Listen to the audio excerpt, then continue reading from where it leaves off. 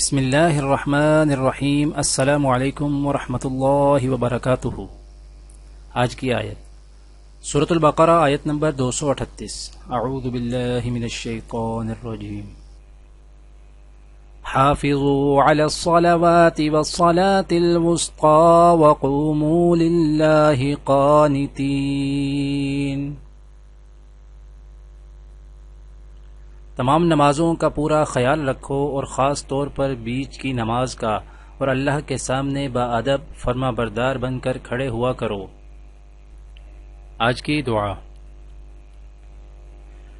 رب اوزعنی ان اشکر نعمتک التي انعمت علی وعلى والدی وان اعمل صالحا ترضاه واصلح لی فی ذریتی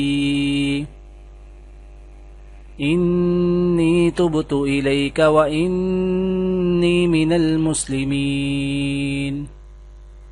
اے میرے رب، مجھے توفیق دے کہ میں تیری ان نعمتوں کا شکر ادا کروں جو تو نے مجھے اور میرے والدین کو عطا فرمائیں، اور ایسا نیک عمل کروں جس سے تو راضی ہو، اور میری اولاد کو بھی نیک بنا کر مجھے سکھ دے۔ میں تیرے حضور توبہ کرتا ہوں اور تابع فرمان بندوں میں سے ہوں۔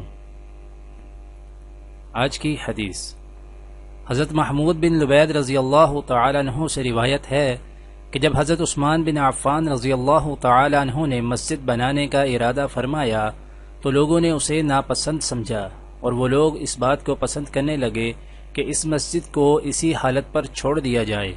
تو حضرت عثمان رضی اللہ تعالی عنہ نے فرمایا، میں نے رسول اللہ صلی اللہ علیہ وآلہ وسلم سے سنا ہے، آپ صلی اللہ علیہ وآلہ وسلم فرماتے ہیں کہ جس آدمی نے اللہ کے لیے مسجد بنائی تو اللہ جنت میں اس کے لیے اس جیسا ایک گھر بنا دے گا۔ دعا ہے کہ اللہ تعالی دنیا اور آخرت کی تمام بھلائیاں عطا کرے، عمل کی توفیق دے۔ سبحان ربک رب العزت عما یصفون وسلام علی المرسلین والحمد للہ رب العالمین، آمین۔